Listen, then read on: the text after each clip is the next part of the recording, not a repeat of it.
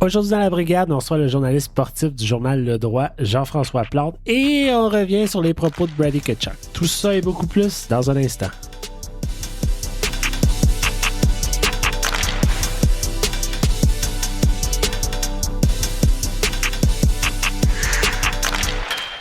Salut tout le monde, bienvenue à la brigade, je m'appelle Jean-Philippe Fogg en compagnie de ce soir de Pascal Villeneuve. Pascal, notre duo est de retour. Oui, comme il y a 2 semaines exactement. Comment vas-tu? Ça va. Occupé, mais ça va. Les sénateurs ne jouent pas trop souvent, fait que ça nous donne un break, mais avec les sénateurs, il n'y a pas une semaine qui est plate. Qui joue pas.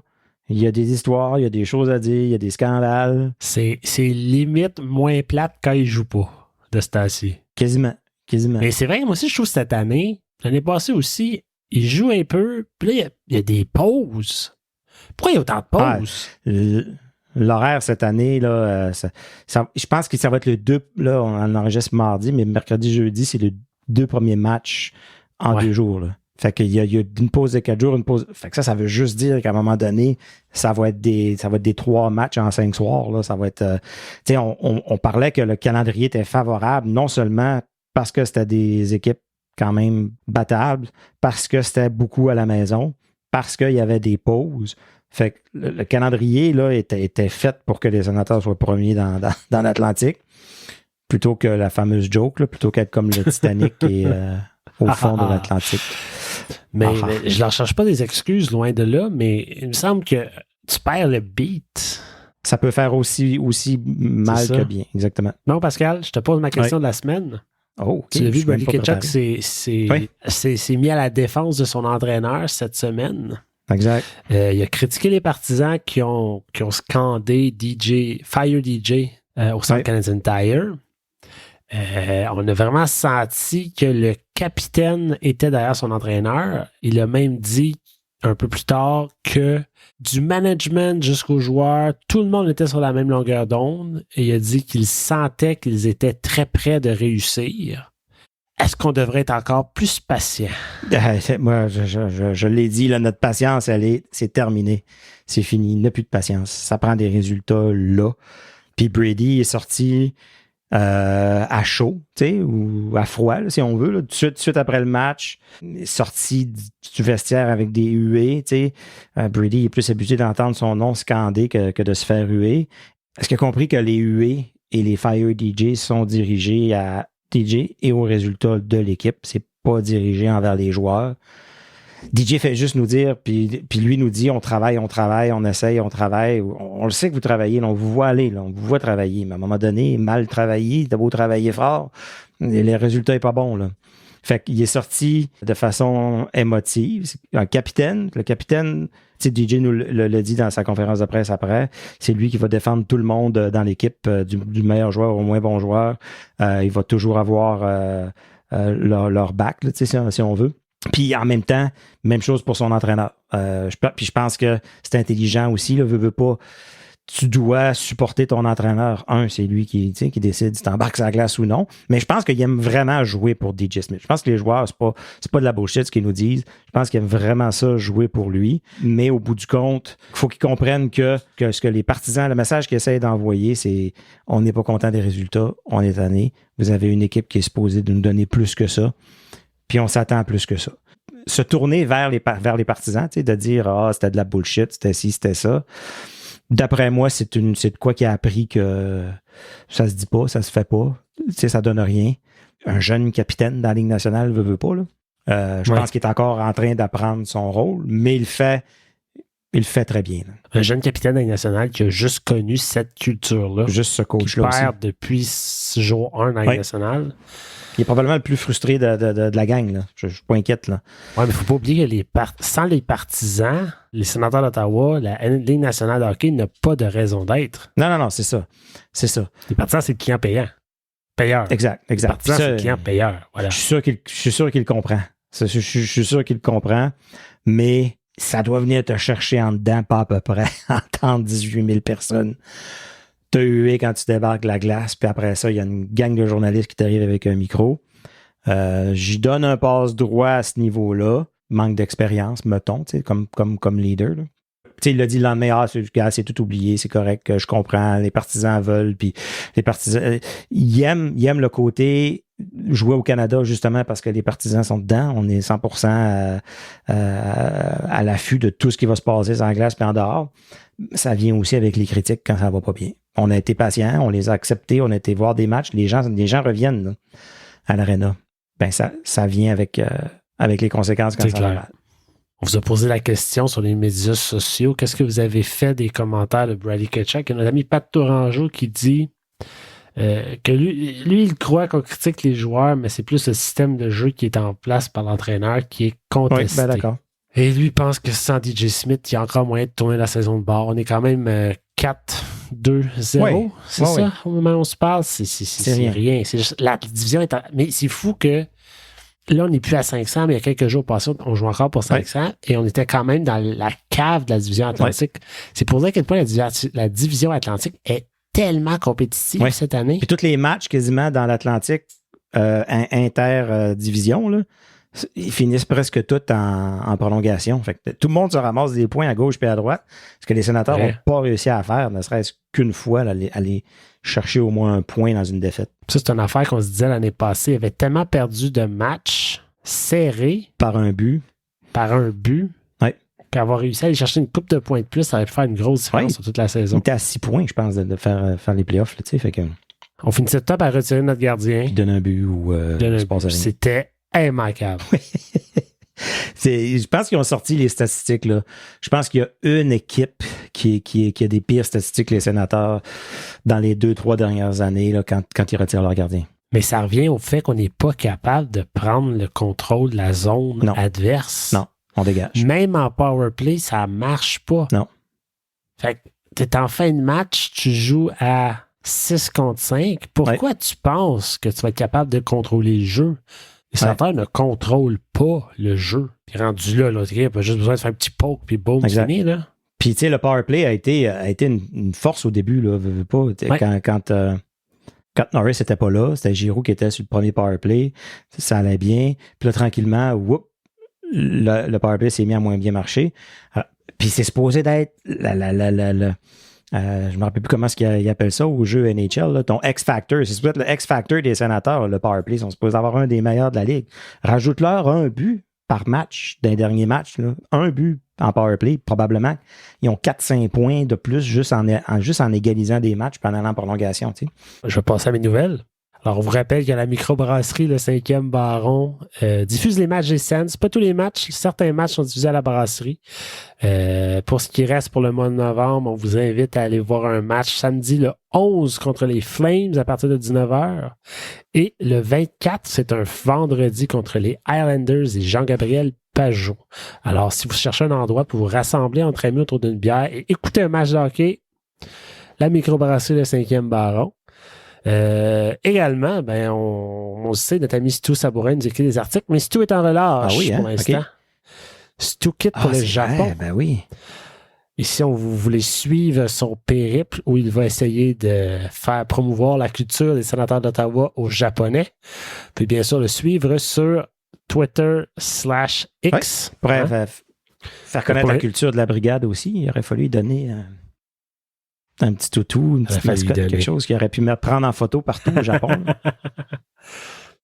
Ceci étant dit, on vous invite quand même à aller consulter le silver7sands.com pour plein de contenu sur les Sénateurs. Pascal, à toi l'honneur de nous faire le warm-up cette semaine. On commence avec quand même une bonne nouvelle. On s'attend au retour de Artem Zub qui devrait venir stabiliser la défensive de beaucoup.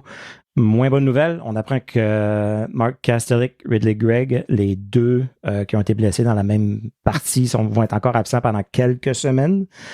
Donc, les blessures qui se poursuivent. On en a parlé tantôt, une sortie émotive là, de Brady Tkachuk après les huées des spectateurs. Et même chose pour Claude Giroux, qui a fait une sortie aussi pour défendre DJ Smith. Bonne nouvelle, Matt Sogaard dans la AHL qui a été nommé gardien du mois d'octobre. Donc, c'est JP Fortin qui va être content. Matt Sogaard, c'est son homme. Et tout le monde sur les médias sociaux, restez à l'affût les gens de Canada, apparemment que Patrick Roy a été aperçu dans un restaurant en train de manger un casseau de frites. Patrick Roy, casseau, fallait le ramener. Ah oui, fallait le ramener. Là, on va dire une chose, cette rumeur-là vient de l'émission le 5 à 7 sur RDS. Donc, ça vient pas de Fanadien? Non, pas du tout. Ah, OK. Pas un potin, ça serait vrai. Cependant, ce que le journaliste dit, c'est que sa source est fiable. Patrick Roy aurait été aperçu en train de manger dans un restaurant à Canada. Au moment où l'épisode est sorti, peut-être cette histoire-là va avoir vu le jour, on ne sait pas. Ouais. Moi, ma seule question, c'est Patrick Roy est dans un restaurant à Canada. Il y a quelqu'un qui a pris une photo quelque part. Ben, c'est ça. Pour ça, il y a quelqu'un qui mangeait, qui l'a servi, qui l'a vu, là. Ça dépend quel genre de restaurant. Là. Je pense pas qu'il était au McDo non plus. Ben non, même à ça.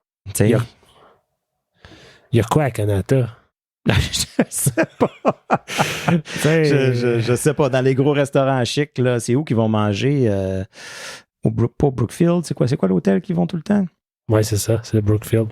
Moi, je suis sceptique jusqu'à preuve du contraire parce que depuis le début de l'année, les médias québécois, montréalais voient Patrick Roy dans leur céréale. Une nouvelle par jour. Ils veulent tellement que les sénateurs l'engagent. Comme entraîneur. Puis c'est-tu de ça que les joueurs ont peur? C'est-tu de ça que les joueurs sont tellement... Non, on aime beaucoup DJ Smith. Ils veulent pas avoir Patrick Roy, je sais pas. Mais je sais pas.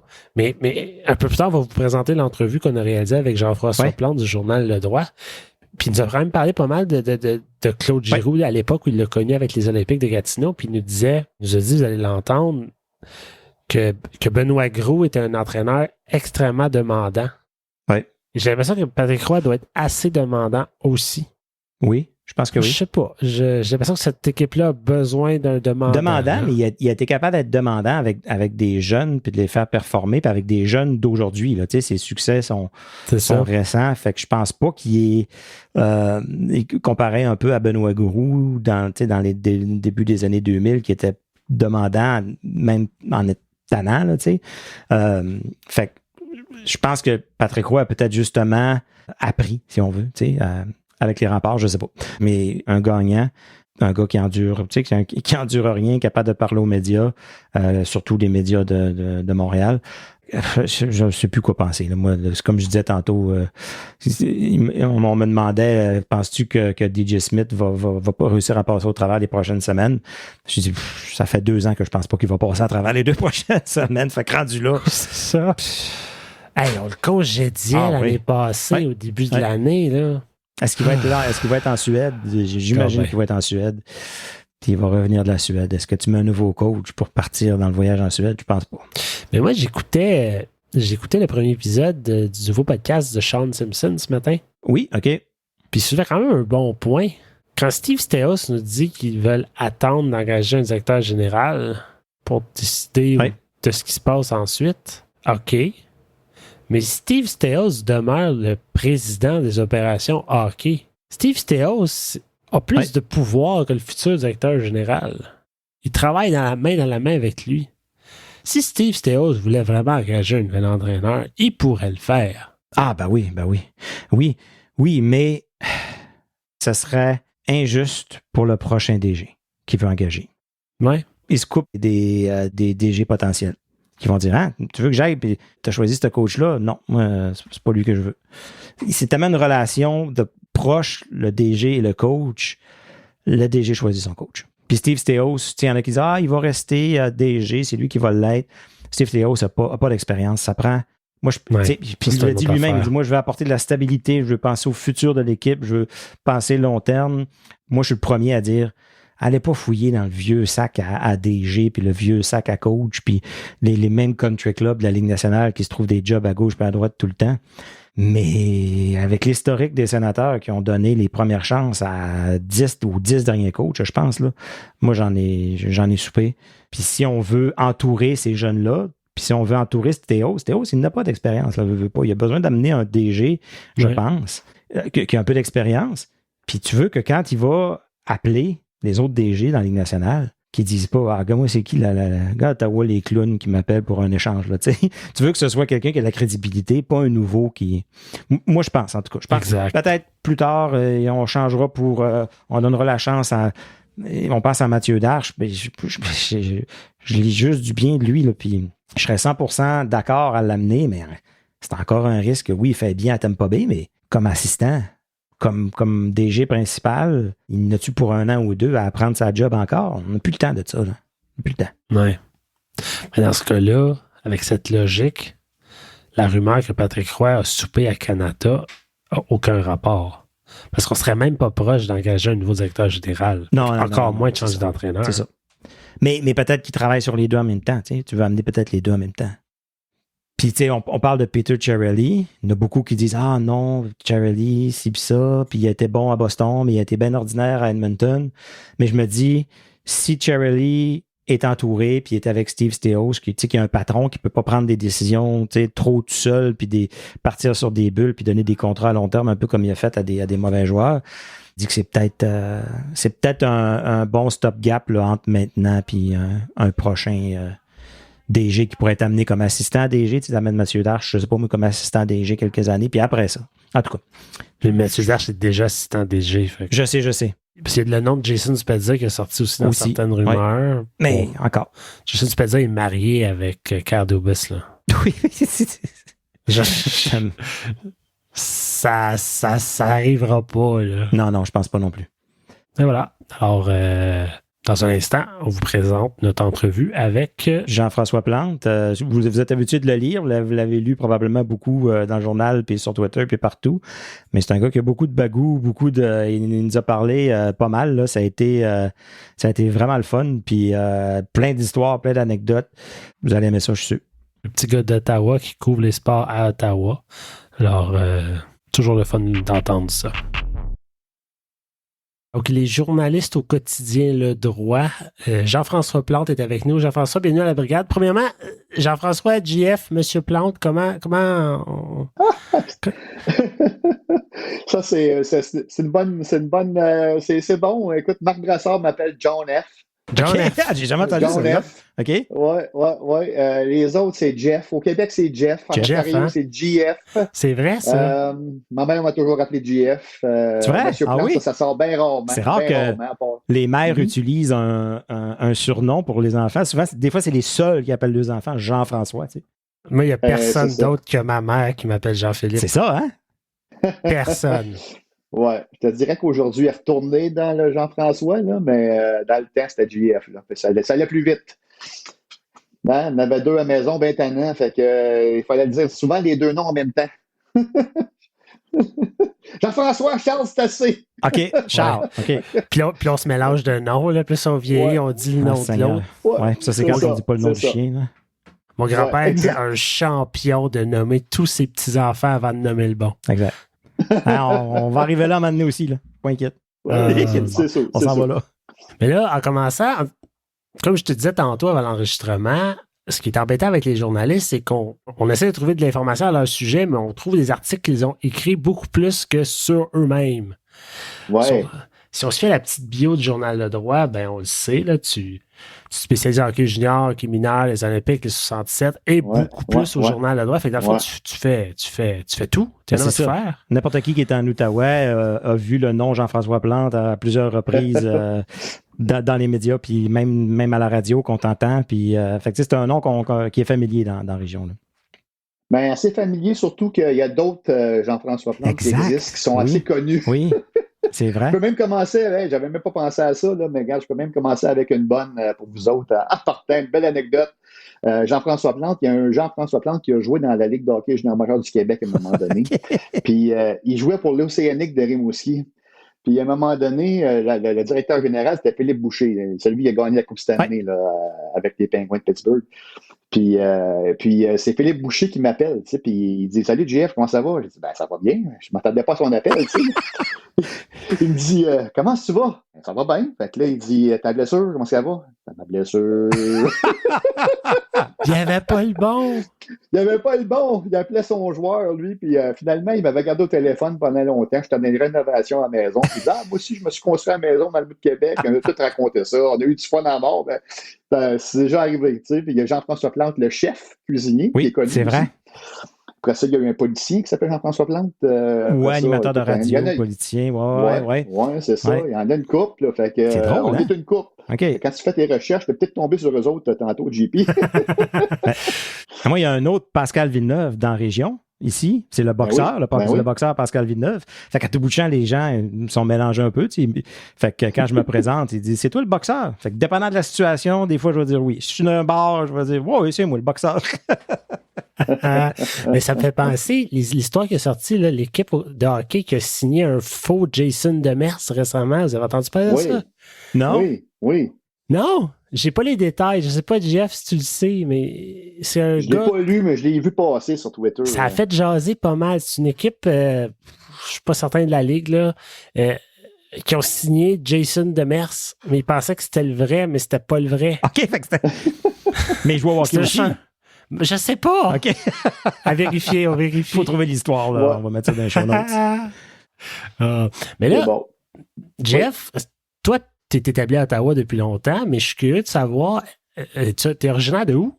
Moi, je suis de Vanier. Carrément. À Ottawa. Ouais. Bon, parle-moi de ça. Ouais, d'expression française de Vanier. Fait que t'es allé à l'école avec Ryan Reynolds, là, pis tout, là. Non, pas du tout. Non, pas avec Ryan Reynolds, non, mais il était pas loin. Moi, j'ai été dans le quartier de Denis Graton, dans le fond. Oui, hein. OK. On était une coupe. Et puis moi, je vais te dire à Vanier, moi, j'ai toujours été abonné au droit. Au droit. C'est une religion chez nous. J'ai passé le journal Le Droit quand j'étais jeune, moi, pendant des années. Ouais. À l'époque, le journal, il sortait l'après-midi. Puis c'était après l'école. C'est vrai? Ma poche, puis je m'assoyais sur ma poche, puis je lisais les sports en premier. Puis après ça, j'allais le livrer. Mais tu sais, c'est tout le temps été... pour moi, le droit, ça a tout le temps été quelque chose de spécial. Moi, j'ai cru au Père Noël 1 an de plus à cause du journal Le Droit. Que les autres, OK. Parce que ça avait été livré chez nous un 26 décembre ou le 27. Là, c'est la première page. On avait le Père Noël qui était fatigué, qui était couché, puis il était rendu chez eux, puis il avait fini sa tournée. Puis moi, je me suis dit dans les journaux, hein, ils disent la vérité. Fait que moi, j'étais dit, gars, j'ai mis une photo du Père Noël dans le journal. Là. C'est sûr qu'il existe, tu sais. Ah, c'est bon, ça. Ouais. Fait que, tu sais, ça a tout le temps fait partie de ma vie, le journal Le Droit, puis c'est ça. Fait que ça a toujours été un rêve pour moi. Moi, je voulais jouer au hockey dans la Ligue nationale comme tout le monde, comme sûrement toi, JP, puis sûrement toi aussi, Pascal. J'ai vite abandonné. Ah, ouais. Moi, j'y crois encore. J'ai commencé à 39 ans à jouer au hockey. D'après moi, j'ai encore une chance. Moi, j'ai joué avec, quand j'étais jeune, j'ai joué avec Aaron Ward, qui a gagné 2 Coupes cette année. C'était dans mon équipe. Ouais. Fait que, à Vanier? À Vanier, ouais. Aaron Ward. J'en ai une couple qui ont joué dans le professionnel, là, mais Aaron était dans mon équipe. Puis à l'époque, c'était un attaquant. OK. Et puis, il était 1 an plus jeune que tout le monde, mais il avait beaucoup de talent. Puis on a gagné notre seul championnat que j'ai gagné dans ma vie, c'était avec lui. Et puis, il parle très bien français d'ailleurs, Aaron. C'est vrai? Ouais. Puis, je me rappelle que je balayais le vestiaire des yeux, puis je me disais, je me demande s'il y en a un de nous autres qui va jouer dans la Ligue nationale, tu sais. Mais il y en a eu un. Moi, dans le temps, je pensais que ce serait moi. mais non. Fait que lui, ça a été une belle histoire. Puis, c'est ça. Donc, moi, quand j'ai su que je ne ferais pas la Ligue nationale, à un moment donné, tu viens qu'à le savoir, je me suis dit, je vais m'arranger pour faire d'autres choses, pour rester dans le domaine, c'est ça. Ouais. Rester dans le domaine. Fait que je me suis dit, ça serait bon, ça, journaliste sportif. J'étais jeune, j'étais à l'école, dans le cours d'école, puis c'était mon fun de rassembler le monde autour de moi pour raconter des histoires. Okay. J'aimais ça, raconter des histoires, puis mettre bien du piquant. Quand j'étais jeune, j'avais pas beaucoup de répertoire, je connaissais pas beaucoup de monde, fait que des fois, j'en inventais des petits bouts pour être intéressant. Fait que tu t'enlignais aussi pour être un Régent Tremblay, là, peut-être faire même tes téléromans puis tout le kit là, avec tes histoires. J'ai du stock en masse. C'est ça, OK. Si je veux, j'ai du stock en masse. Des histoires que j'ai jamais pu publier dans le journal. Hey! J'aimerais ça, une série. Du matériel. Lance et plante, ça serait ça, la série. Plante et compte. Plante et compte, peut-être, ouais. C'est un peu plus positif. Ouais. OK, mais là, t'es en cours d'école, quand tu te dis je veux devenir journaliste, t'avais quel âge? Écoute, j'étais jeune. J'étais en 3e année, je voulais être journaliste. Okay, J'ai ça décrit dans ma mère, elle avait des albums à la maison, puis elle me disait, tu sais, tu mettais tes bulletins là-dedans, tu mettais tous tes souvenirs de l'année. Il y avait des pochettes. Là, à l'arrière de la pochette, tu voulais que tu écrives ta grandeur, ta grosseur, tes notes à l'école, tes meilleurs amis à l'école, ce que tu voulais faire dans la vie plus tard. Puis je l'ai rajouté à la main, ça. Je l'ai rajouté un jour, je vais être un journaliste des sports. Ben voyons. Fait que, je pense pas qu'il y a beaucoup de monde qui ont écrit ça à cet âge-là. Puis J'étais bien jeune, puis je considère que je suis bien chanceux d'avoir été là pendant 30 ans au journal. Là. Fait que, regarde, je fais la job de mes rêves. Là, vous pouvez y revenir, mais je vais apprendre le processus. Le processus? Tu as passé par où? Parce que à ce temps-là, c'était quoi? Est-ce que la cité était là? Je pense c'est quoi ton parcours à l'Université d'Ottawa? La cité était là, mais écoute, ma mère elle travaillait à l'hôpital Montfort, puis elle était vice-présidente, puis elle voulait rien savoir que j'aille à la cité collégiale. Pour elle, c'était l'Université d'Ottawa. C'est là qu'elle voulait que j'aille. Même si le programme que j'aurais voulu suivre, là, pour vrai, c'était à la cité collégiale, parce qu'eux autres, il y avait vraiment un programme de journalisme en bonne et due forme. Au journal, à l'université, à l'époque, il n'y avait pas vraiment un cours de journaliste qui se donnait, c'était un cours des communications. C'est ça. Mais je pense que c'est encore ça. Oui, mais il y avait une spécialisation, tu pouvais faire des cours de journalisme, mais il n'y en avait pas énormément. Il fallait que je tombais sur une bonne batch, comme on dirait, là, moi, à l'université. On est une gang là, qui a travaillé dans les médias, on a travaillé à la Rotonde. En fait, j'ai plus appris à la Rotonde que dans la salle de classe à l'université, pour vrai. Oui, probablement. Je vais juste dire pour la Rotonde, pour ceux qui ne savent pas, qui ne sont pas du coin, c'est le journal étudiant de l'Université d'Ottawa. C'est encore là, c'est encore ça, j'imagine. Oui. Il était là quand j'étais là. Okay. C'est ça. Le rédacteur en chef, il est assez connu là, au Québec, là, surtout, là, Patrick Lagacé. Donc, il était on a le même âge, on faisait le journal étudiant ensemble. C'est lui qui était venu me chercher pour que je sois son chef des sports. OK. Et puis. Là, tu couvrais les GGs. Je couvrais les GG. J'ai eu une couple de gros scoops. Puis qui se sont rendus jusqu'aux oreilles du Journal Le Droit parce que j'étais interviewé par des journalistes des fois parce que j'avais eu. Mon plus gros scoop là, à l'époque, là, c'était un scoop. C'est plus un scandale. Okay. Plus un scandale. Il y avait à peu près 80 joueurs dans une équipe de football à peu près. Puis je pense qu'il y en avait à peu près 30-35 qui venaient du Québec. Puis sur la formation partante, il n'y en avait presque pas. De francophones. Et puis, il y avait un entraîneur dans l'équipe qui s'était présenté à un entraînement à un moment donné, puis il y avait sur son chandail, c'était écrit Québec. Il a fait un jeu de mots avec Québec The Stink Society, mais c'était The Stink Society, comme une société qui... Puis les joueurs étaient en furie quand ils ont vu ça, tu sais. Puis ils sont venus me voir, puis ils m'ont raconté ça, qu'on peut bien pas jouer. Le coach, il déteste les francophones. J'avais fait de quoi avec ça, puis ça avait fait les manchettes. Même à Montréal, il m'avait appelé, c'était quoi l'émission là, à Montréal, dans le temps, l'animateur de l'après-midi, son nom m'échappe. Gilles Proulx. Ouais. Oh boy, lui, il s'est tombé dans ses cordes, là, certains, ouais. J'étais passé à son émission, puis ça avait fait... il avait perdu sa job, le gars, mais ça s'était rendu au droit, puis ensuite, bref, tu sais, mon passage à Rotonde a été utile, parce que quand je suis allé donner mon CV au journal... Il me connaissait, tu sais. Puis ça aussi, c'était une histoire assez cocasse parce que, tu sais, j'en ai des histoires cocasses dans ma carrière, mais, tu sais, quand j'étais à l'université, les gars, premièrement, on était une bonne batch, comme je te dis. Tu sais, dans ma gang, là, il y avait Dominique Pugère, peut-être que les gens le connaissent. Il a fait de la radio en Outaouais ici. Il a travaillé au Journal de Montréal. Il couvrait de la Formule 1. Aujourd'hui, il est directeur général du Grand Prix à Trois-Rivières. Richard Dufour, qui est mon meilleur ami, est à la presse en section des affaires. En tout cas, puis il y a un paquet de gars et filles qui ont travaillé dans les médias là-dedans. Bruno Genet, il est producteur de l'émission 2 hommes en or présentement avec Patrick Lagacé. Tous des gars qui viennent de la Rotonde, tu sais. C'était une bonne batch, c'était une bonne batch. Oui, c'est ça. Tout le monde a travaillé dans les médias. Puis quand je suis sorti de l'université, j'étais vraiment confiant, tu sais. Puis un peu trop... ça frôlait l'arrogance, sérieusement, tu sais, parce que quand je regarde ce que je faisais dans le temps comme article, quand je leur dis ça aujourd'hui, je me dis, ouf, j'étais loin du produit fini d'aujourd'hui. J'en avais encore beaucoup à apprendre, tu sais.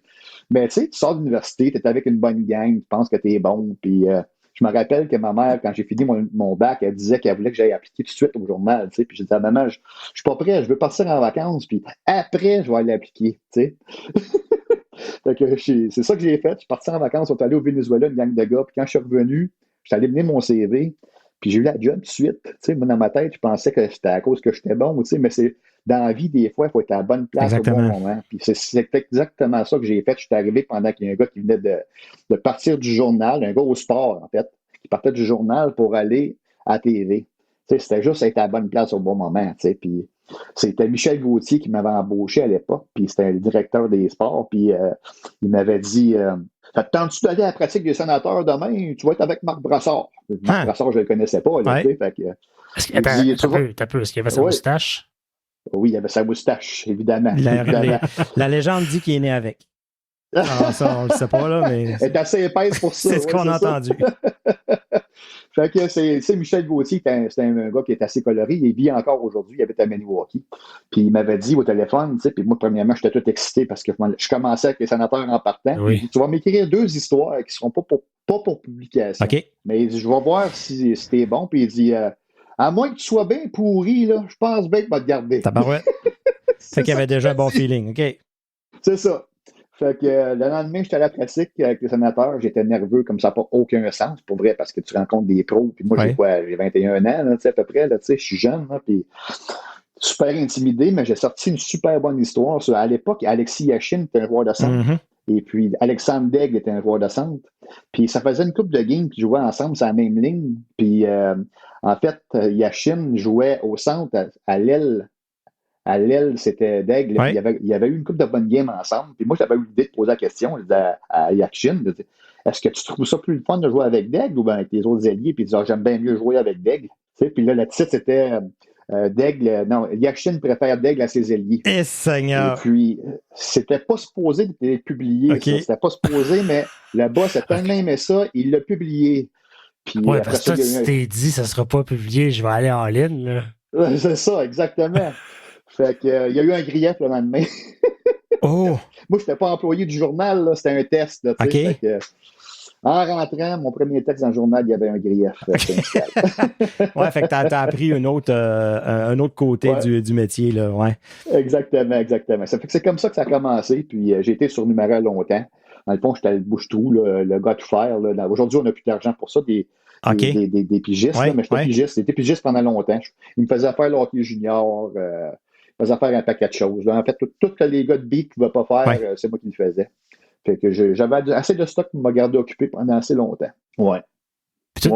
Tout est rentré direct dans le sport. Parce qu'on entend souvent des gens qui nous disent j'ai commencé ailleurs, mon but c'était le sport, puis j'ai pu aller au sport éventuellement. Mais toi, c'était vraiment direct sur le sport, là. Oui, puis non, par exemple. Parce que j'ai été pigiste longtemps. Parce que fait que tu faisais de la pige dans différents. Je comprends. Je pouvais pas rentrer au Journal Le Droit comme journaliste des sports. C'était impossible. Il fallait que tu rentres dans la salle. À l'époque, il fallait que tu commences avec le beat la fin de semaine. Tu étais le seul journaliste qui couvrait toute l'actualité régionale pendant toute la fin de semaine. Il y avait un meurtre, c'était toi. Il y avait un scandale, c'était toi. Il y avait l'hôpital, il y avait une bombe, c'était toi. Il y avait, tu faisais tout. Fait que ça, j'ai pas voulu faire ça trop longtemps. J'étais assez intelligent. J'ai attendu qu'il y ait bien du monde. À l'époque, on était une grosse salle des nouvelles au journal, puis il y avait beaucoup de roulements. Puis nos meilleurs journalistes, souvent, ils allaient travailler à Montréal. Oui. À un moment donné, il y en a un paquet qui sont partis pour Montréal, puis je savais qu'ils étaient sur le point de partir. Fait que j'ai appliqué à ce moment-là. C'est avec les portes allaient s'ouvrir. Oui, c'est ça. Fait que j'ai appliqué, puis la job de fin de semaine, je l'ai faite pendant 8 fins de semaine seulement. Okay. Contrairement à Sylvain Saint-Laurent qui l'a fait pendant 2 ans et demi, je pense. Tiens, toi. Puis à moi, je sais pas si moi, je suis pas de la région, fait que on sait qu'aujourd'hui, il y a Le Droit, puis c'est pas mal le seul journal francophone dans le coin. Il y en avait-tu d'autres avant? Au Saguenay, on avait Progrès Dimanche, Quotidien, Le Réveil, on avait 3 journaux. Peut-être que je sais pas qui était propriétaire, peut-être c'était tout le même, là, mais il y avait plusieurs places où le monde pouvait aller travailler, tandis que dans la région, de ce que je comprends, côté journaux, c'est Le Droit. Dans l'Est ontarien, on avait des petits journaux plus locaux, c'est ça, c'était pas comparable. OK. Ouais, c'est ça. Non, il y avait rien. Il y avait rien. On était les seuls, puis on était une grosse salle de nouvelles pour vrai, puis ça bougeait, puis c'était vraiment dynamique. Puis j'ai fait les faits d'hiver après ça pendant 5-6 ans, avant d'arriver au sport. Puis c'est Marc-André Joannis qui était tanné là, de faire du sport à un moment donné. Il s'est dit, il est devenu chef des sports. Et puis, c'est lui qui m'a dit, tu vas arrêter de faire des fêtes d'hiver, là, tu vas faire ce que tu veux, tu vas aller aux Olympiques, tu vas t'occuper des Olympiques. Mais je fais tout le hockey junior, là, mais à l'époque, j'avais des jeunes enfants, puis je me disais, ça veut dire des soirs, les week-ends, j'étais pas sûr. Puis tu voyageais avec l'équipe? Dans ce métier-là, dans ce temps-là. à l'époque, on voyageait pas mal plus, effectivement. Puis, mais ça prend pour réussir dans ce métier-là, ça prend une femme. Moi, j'étais à la maison, j'ai une femme qui est assez indépendante. OK. Ça l'a beaucoup aidé parce qu'elle passait des soirées tout seul ou des week-ends tout seul. Ça ne l'effrayait pas bien, tu sais. En fait, l'histoire cocasse avec ma femme, c'est qu'après les saisons de hockey qui se finissent toujours à peu près au mois de mai, moi, j'étais soudainement disponible le vendredi soir à la maison. Un peu trop disponible. J'ai dérangé. C'est ça. Trouve-toi un sideline, là. Mais là, elle écoutait ses émissions, puis là, je posais plein de questions sur ses émissions. Là, je trouvais que c'était pas bon. Je disais, comme ça, ces affaires-là, tu sais. Là, elle disait, hey, t'as pas des amis à aller voir quelque part ce soir, toi, là? Tu me déranges. Ah, wow. Fait que ça a bien fonctionné. Il m'a dit de quoi, là, le beat. Moi, j'ai pu faire les activités des enfants le jour. Tu sais, le sport, c'est souvent le soir. Exact. J'ai accompagné mes enfants dans une sortie d'école, toute leur école primaire. J'ai pu être là, j'ai pu aider à l'école beaucoup, puis en fait, tous les enfants me connaissaient. OK. Ouais, c'est ça. Fait que, c'était une bonne équipe, finalement. T'sais. Ouais. Non, c'est une bonne chose. Parce que c'est une difficulté de marier souvent travail et enfant. Moi, j'ai un jeune enfant, puis ouais. On dirait qu'avec la pandémie, puis tout ça, les choses ont changé. Je travaille beaucoup plus de la maison maintenant. Mais je me dis, il y a tellement de temps que je ne passe pas que je n'aurais pas passé avec lui si j'avais fait du 9 à 5 au bureau à tous les jours, comme c'était avant. Là. J'ai pas connu ça être parent avant cette gymnastique-là. Fait que si tu as réussi à avoir un équilibre, c'est merveilleux. En plus de réaliser ton rêve, comme tu disais tantôt. Hey, je parle encore des enfants, puis je me rappelle, les enfants étaient jeunes, tu sais. Puis le vendredi soir, eux autres, ils tombaient en congé pour la fin de semaine, tu sais, puis ils me disaient, papa, t'es pas chanceux, toi, tu t'en vas travailler. Je disais, attends une minute, là, papa, ça va pas travailler, là, papa, ça va s'amuser. Ah, c'est nice, ça. Hein? Ah oui. Hein? Parce que, sérieusement, être payé pour aller voir des matchs de hockey, sérieusement, peux-tu demander mieux que ça, pour vrai, là? Ah non, c'est dur à battre. Sérieusement, j'adorais ça. Tout tandis qu'à un moment donné, peut-être qu'on va être payé pour parler de hockey, mais on n'est pas là encore. Pour l'instant, on le fait gratuitement. Mais on aime ça, effectivement. Puis juste imaginer, tu sais, quand, mettons, on rêve là, dans 2-3 ans, on fait bien de l'argent. Je pense pas qu'on aurait pu penser un jour être payé pour faire ce genre d'affaires-là. Il y en a que peut-être pas notre cas, il y en a des podcasts qui réussissent puis qui sont bien, si on pense à c'est qui la poche bleue, là, ceux qui ont été vendus pour des millions de dollars. Là. Fait que tranquillement, pas vite, on travaille là-dessus. Là. Ça va prendre des commandites, les gars. Oui, c'est ça. C'est ça, j'allais dire. Au cas où c'est pas clair, Pascal est en recherche de commandites. Les commandites, ça part c'est de pas là, vrai, mais ça fait une couple de fois qu'il y a le plug. Oui, il faut faire nos preuves avant, puis après ça, on peut aller voir les commandites. Écoute, faites bien ça, puis écoute, vous vivez quand même de votre passion, là, c'est quand même le fun. Si vous faites ça, vous avez une job de tous les jours. C'est ça, oui. Puis vous avez l'occasion de parler de sport. Exactement. Regarde, c'est un début. Hein? Ben ouais. C'est comme on se dit au début, nous autres, il y a 3 personnes qui nous écoutent, on va le faire. On va le faire pareil, c'est ça. On aime ça pareil, tu sais. C'est pas ça le but. On parlerait comme ça de toute façon, fait que tout aussi bien de s'enregistrer pendant qu'on parle. Et vous, les statistiques de ça, vous autres, là, il y a combien de personnes qui ont été Marc Brassard l'autre jour? Là? Ah, Marc Brassard, OK, c'est une compétition? Sais-tu? Moi, c'est un gars compétitif. C'est la compétition au droit? OK, c'est bon. Parce qu'on a reçu Marc, on a reçu Sylvain, puis là, on reçoit toi. Là. Exact. On va vous sortir ça. Oui. On va faire un podium. JP, tu feras un graphique avec un podium, puis chacun... OK, c'est bon. C'est Game bon. on. Bon, OK. Mais je suis curieux de savoir, vu que tu couvres tellement de différents sports, de différentes équipes dans la région, ça ressemble à quoi une semaine dans ta vie? Ça a changé un peu parce qu'avant ça, comme on voyageait un petit peu plus avec l'équipe, il y avait plus de budget. Maintenant, aujourd'hui, ça a changé. Une des choses que je regrette le plus, là, c'est qu'aujourd'hui, j'ai accès à tous les matchs des Olympiques. Je peux les regarder à TV, toute la gang. Avant ça, je n'avais pas le choix. T'sais. Quand j'étais sur la route, là, je dépendais d'une entrevue téléphonique. Je regardais la feuille de stats, je voyais les gars qui ont scoré des buts, puis je parlais avec le coach après la game, puis je dessinais, je faisais un texte avec ça, tu sais. Mais maintenant, là, je peux regarder les games, les Olympiques sur la route. Maintenant, je peux toutes les voir à la TV de mon sous-sol chez nous. Là, puis c'est bien fait, puis on a les descripteurs de toutes les villes, et puis Le regret que j'ai, c'est qu'avant ça me donnait la chance. Quand les Olympiques étaient sur la route en même temps que les 67, ça me donnait la chance d'aller voir le Midget 3, l'Intrépide de Gatineau. Ça me donnait la chance de rencontrer la relève, les joueurs qui s'en viennent dans les Juniors majeures du Québec, nos joueurs locaux, ceux qui vont retenir l'attention. Tu sais, Hendrix Lapierre, je l'ai rencontré, il avait 14 ans. Et puis, j'ai fait une entrevue avec lui, puis ça a été fantastique. Je suis tombé sous son charme. Quel charmant jeune homme. OK. Un de mes préférés. C'est vrai? OK. Puis, c'est vrai, ouais. Oui. Puis il avait pris la peine de m'écrire le lendemain. Il m'avait trouvé sur Messenger, sur Facebook, pour me remercier pour l'article que j'avais fait sur lui. Puis il me disait qu'un jour, si ça ne marchait pas dans le hockey, il voudrait faire comme moi. Tu sais. Fait que, je me suis dit, il est donc bien cute, ce petit gars-là. C'est nice, ça. Il a joué avec Ovechkin cette année. C'est ça. Je pense que le journaliste va... Peut-être justement, il faut que je le texte aujourd'hui, là, justement. Là, on va essayer de parler cette semaine. On va voir s'il est aussi gentil qu'elle est. Ah, c'est ça. S'il répond encore au téléphone. Mais c'est ça. Donc, moi, en général, je travaille. Donc, il y a des matchs de la fin de semaine. Je me choisis des matchs là. Puis les Olympiques, je couvre ça au quotidien. Puis moi, j'ai l'impression que c'est comme, il y a 68 games, il y a 68 chapitres. C'est pas... quand je vais voir une game aujourd'hui, ma façon d'écrire a changé. Okay. J'écris pas, je ferai pas la description de tous les buts. Tout ça. Les gens les voient maintenant. On peut les voir, les vidéos de tous les buts. C'est de trouver l'histoire. À l'époque, là, si tu voulais voir le but de Claude Giroux, à l'époque, il fallait que tu y ailles. Il fallait que tu sois là, sur place. Il n'y avait pas de vidéo, il n'y avait rien. Là, tu sais. Fait que, on faisait plus de description, mais là, maintenant, il y a une histoire pour chaque match. Moi, je me trouve un angle. Je me dis, bon, ben, à soir, Kim, il y a un petit franco-ontarien de l'équipe qui vient de marquer son premier but dans la ligue, mais le focus, ça va être sur lui. Puis le reste, je vais découper le reste de la game aussi, mais le focus, ça va être là-dessus. Je trouve un angle intéressant qui est. Tu sais, les gens l'ont vu la game maintenant sur place ou bien ils ont vu la vidéo ou ils ont vu les buts. Ils savent le résultat. Fait que maintenant, j'essaie de trouver un angle ou deux dans mon article, puis je développe ça. Puis c'est comme ça que je fais les matchs aujourd'hui. Oui, c'est ça qu'on veut savoir de plus en plus. Comme tu dis, les statistiques, on les voit, les buts, on les voit. Quand on va au match, on le voit le match, on est capable de l'apprécier.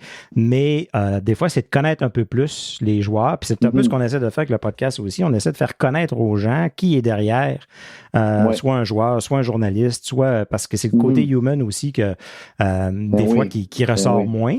Fait que d'être capable, tu sais, il y en a des fois qui vont à l'autre extrême, là, c'est un peu, ils tombent d'impotent, puis ils tombent d'un... Tu sais, fait que des fois, ça peut être quelque chose de dur à balancer, j'imagine aussi, là. C'est ça. De rester dans le respect. Le reste de la semaine, tu me demandais de quoi ça a l'air. C'est que je prépare la fin de semaine. Je me dirige vers les matchs qui s'en viennent. Donc, si les Olympiques jouent contre Sherbrooke, par exemple, puis Sherbrooke, il y a un gars de Bourget qui joue pour eux autres. Le défenseur, Hugo Marcil, puis l'attaquant Andrew Belchamber, qui est un ancien capitaine de l'Intrépide de Gatineau. Souvent, je vais les appeler. T'sais? On va dire, bon, comment ça va vos saisons, les boys, puis puis vous en venez jouer à Gatineau en fin de semaine, c'est quoi les enjeux, puis tout ça. Fait que ça donne une chance de les faire connaître, là, tu sais. Oui. L'autre chose que je fais, c'est qu'à tous les dimanches, moi, j'étais un peu maniaque, là, pour vrai, là. Le dimanche, là, je regarde les statistiques de tous nos joueurs locaux. Okay. Tous nos joueurs de la région. Moi, j'ai une banque de données. Qui sont partout dans la ligue, là. Qui sont partout dans l'OHL, partout dans la Q. Okay. Puis je regarde tout ce qu'ils ont fait. Puis s'il y a quelqu'un là-dedans qui a une grosse fin de semaine ou une grosse semaine, Xavier Simoneau, ça y arrivait souvent dans le temps, je me disais, bon, on va l'appeler. Okay. Dans ce temps-là, c'est souvent, tu sais, c'est des jeunes, c'est des juniors. C'est ça. C'est de faire des articles positifs. Vendre le produit local. Tu sais, puis donc, c'est pour ça que dans une année, mon objectif, là, dans Q cette année, là, il y a 19 joueurs de la région. Je veux écrire au moins un article sur tous les joueurs de la région. C'est quand ils viennent. Cool. Souvent. Ben oui. Mais tu sais, quand il se passe de quoi, quand il y a une grosse semaine d'un joueur de la semaine, quand tu es invité avec Hockey Canada, ça me fait des articles là-dessus. Fait qu'il y a beaucoup de recherches.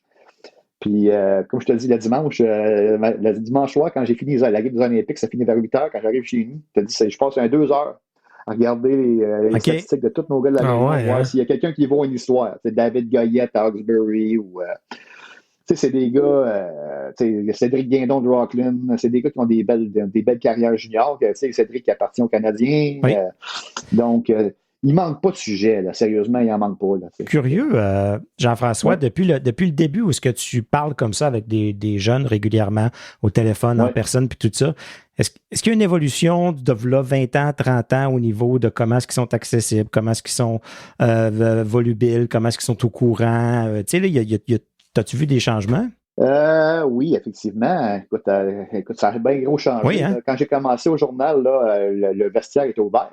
On pouvait aller parler avec qui on voulait après une game. Et les gars se promenaient dans la chambre, puis tu m'accrochais un. Aujourd'hui, il faut que tu les fasses venir à l'extérieur du vestiaire. Puis là, le relationniste de l'équipe, il est à côté de lui. Il est comme menotté, tu sais. Lui, le relationniste qui dit tu devrais pas dire ça, t'aurais pas dû dire ça. Okay. Ils se font coacher, là, tu sais, regarde. Puis c'était pas mal plus rafraîchissant avant. Puis même que Xavier Simoneau, c'était. Je veux pas parler de la relationniste de l'équipe avec qui il était, mais Xavier Simoneau, c'est qui joue avec le Rocket de Laval aujourd'hui, qui est repêché par le Canadien. Oui. C'est un des petits gars les plus volubiles que j'ai eu, là, tu sais. Puis il est extrêmement bon en entrevue. Il était bon dans le midget. Puis ça, c'est rare. Il était bon dans le midget. Puis il arrive dans le junior. Puis là, il était à Drummondville. Puis la fille qui s'occupait des communications pour eux autres, à chaque fois que lui, je ne pouvais plus l'appeler. Il fallait que je passe par elle. Puis elle était toujours à côté de lui. Il était toujours à côté de lui. Puis il ne pouvait pas s'ouvrir. Contrôler le message. Quand il était échangé à Charlottetown, il m'avait dit, JF, il dit, tu peux m'appeler n'importe quand maintenant. Tabarouette, hein? Je vais te répondre. Il dit, tu peux même m'appeler à minuit si tu veux. Tu sais? Puis il m'a donné du jus dans sa carrière, le petit Baldwin. T'es-tu encore capable de parler à Laval? Ben oui, absolument, absolument. C'est un des plus... il y en a qui sont très, très, très bons. Claude Giroux, les gars, je l'ai beaucoup, beaucoup aimé comme joueur de hockey. C'était le premier... J'ai commencé en 2007-2008 la couverture du hockey junior. Puis je suis tombé, lui, je me suis dit, wow, quel joueur absolument incroyable. Puis là, je me suis dit, je commençais là, sur le beat, mais je me suis dit, lui, c'est sûr qu'il va jouer dans la Ligue nationale. C'est sûr qu'il va avoir une belle carrière parce que dans le temps, j'allais à toutes les pratiques. Maintenant, je vois moins souvent, là, mais dans le temps, j'allais à toutes les pratiques. Puis, il restait toujours après. C'était toujours le dernier à sortir. Les gars sortaient tous. Lui, il restait. Il pratiquait son lancer, il pratiquait ci, il pratiquait ça. Il restait avec les coachs. Il aimait tellement ça. Il était tellement soucieux de chaque détail, un peu comme Sidney Crosby. Ce gars-là, c'est sûr. Il ne peut pas manquer son coup. Il aime trop ça. Il est trop bon. Puis il aime trop ça. Il veut trop s'améliorer. Mais côté volubile, c'est pas facile. C'est moins évident. C'est pas évident. Puis je l'écoutais cette semaine. Là, il y avait une clip des sénateurs. Puis il parlait de... pendant 1 minute du cache-cou. Je me suis dit, hey, c'est-tu incroyable de parler 1 minute pour dire finalement, je vais essayer un cache-cou. Claude, il n'est pas capable d'aller... Claude, c'est un bien bon gars, là, mais parle aux médias. Là, Benoît Gros, à l'époque, il me disait JF, il dit Claude, tu ne le changeras pas. Là. Claude, il y a 2 affaires qu'il aime dans la vie. Jouer au hockey, puis être dans la chambre des joueurs. C'est ça qu'il aime. Les médias, tout le reste, tout ce qui est autour, là, c'est pas ça. C'est pas ça. Il n'aime pas ça. T'sais. Il le fait parce qu'il est obligé. Il est capitaine, il était capitaine avec les Flyers. C'est un joueur local avec les sénateurs. Mais c'est pas dans lui. Raconter des histoires, là, comme je te disais dans la cour d'école, c'est pas dans lui. C'est pas lui, ça, non. C'est toi qui avais trouvé le nom. C'est comme il s'appelait, le magicien qui l'appelait dans le temps? Le magicien franco-ontarien. Ouais, c'est à moi, ça. C'est toi? C'est vrai? OK. C'est ça. Même aujourd'hui. Trademark là-dessus. Ah oui, on s'en rappelle encore. Oui, avec Michel Vallière, le coach des goalers. Okay. On avait trouvé ça ensemble. On était à côté, puis une game, il avait fait 5-6 buts, là, pas trop. Là, on avait dit c'était un magicien. C'était quoi son. Ça y prend un surnom, tu sais. Ça rimait, le magicien franco-ontarien, tu sais. Fait que ça a resté, puis ça reste encore aujourd'hui, parce que Marc Brassard l'a utilisé jusqu'à tout récemment, là, puis je pense que Sylvain l'utilise aussi de temps en temps. Abracadamov, c'est toi aussi? Ah, ça, j'ai travaillé ça avec Anthony Casimiro, qui travaille pour l'Hebdo. En fait, tu sais quoi? S'il écoute, je vais lui donner le crédit. Okay. On a travaillé ensemble, mais c'était son idée. Abracadabra. Ouais, mais là, je me souviens plus, là. Mais à l'époque, c'était bien Abra. Lui, c'était Abramov. C'était Abracadabra. C'est ça, une affaire de même. Ça s'écrit mieux que ça se dit, hein? Oui, c'est ça. Ça s'écrit mieux que ça se dit, puis je me rappelle que lui, il tripait là-dessus. Il aimait ça. Il aimait beaucoup ça. Okay. Il aimait beaucoup ça. Oui. Ça l'amusait beaucoup, puis ça lui faisait plaisir que je l'appelle de même. Je ne sais pas s'il a ramené ça dans KHL. Hein? Je sais pas. Pendant qu'on a parlé de Claude Giroux, oui.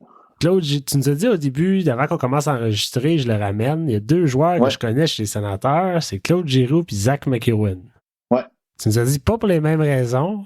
J'ai beaucoup aimé. Mais pas pour les mêmes raisons. T'sais, Claude, c'est un joueur de hockey. Il changeait la donne à lui-même. Ça n'a aucun sens comment ce gars-là était bon. Tu sais, 51 points, 19 matchs de série. C'était les seuls. 2007-2008, c'était ma première année. À l'époque, les Olympiques gagnaient souvent la coupe. Je me suis dit, je vais en assister à plusieurs autres coupes. Mais regarde, c'est la dernière. Là, lui et Paul Byron ensemble. Sérieusement, j'aimerais ça voir la statistique. Quand ils étaient en piqué, les deux gars, là, je pense qu'ils ont compté autant de buts qu'ils s'en sont fait scorer. Pour vrai, là, c'était hallucinant.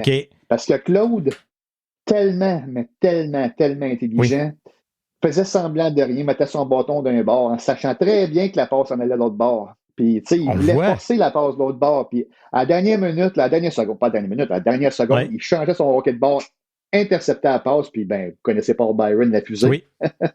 Il passait ça à Byron, m'en échappait, bing, bang, c'était un but. C'était tellement beau à voir, c'était incroyable. Donc, Claude Giroux, son professionnalisme, son désir de vaincre qui est absolument phénoménal. Puis, c'est toutes ses qualités de joueur de hockey. Ses parents, c'est des bonnes personnes, sa sœur extraordinaire. Mais lui, il n'est pas volubile. Tu sais, lui, là, c'est donne-moi un hockey, puis je vais m'occuper du reste. Mais le reste, il n'est pas volubile. Ouais. Zach McEwen, c'était le contraire. Zach McEwen est arrivé à Gatineau comme joueur de 20 ans. Il avait été acquis contre un choix de 5e ronde. Il avait battu les Olympiques l'année d'avant, quand il était à Moncton. Il avait 19 ans. Puis il commençait à sortir de sa coquille. Lui, c'était un late bloomer. Là. Il a joué junior majeur. Il est arrivé à 18 ans et demi, je pense. Là, il est arrivé tard. Puis il était grand, gros. Puis quand il est arrivé avec les Olympiques, il était... il était pas... il avait rien cassé dans la ligue encore. T'sais. Puis il est vraiment sorti de sa coquille ici. Il est tombé dans une équipe qui avait besoin de lui. Éric Landry il a donné bien du lousse comme coach. Puis il est vraiment devenu très, très bon. Puis c'est un petit gars des Maritimes.